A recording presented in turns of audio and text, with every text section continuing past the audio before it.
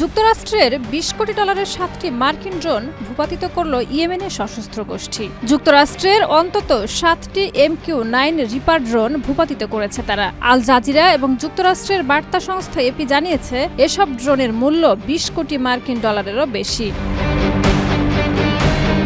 মার্কিন কর্মকর্তারা জানিয়েছেন, কেবল গত এক সপ্তাহে ৩টি ড্রোন হারিয়েছে যুক্তরাষ্ট্র। ড্রোনগুলি হামলা ও নজরদারির অভিযানে নিয়োজিত ছিল। ইয়েমেনের সশস্ত্র গোষ্ঠীর ড্রোন শনাক্ত ও প্রতিহত করার সক্ষমতা আগের চেয়ে অনেক বেড়েছে বলে ধারণা করছেন বিশ্লেষকরা।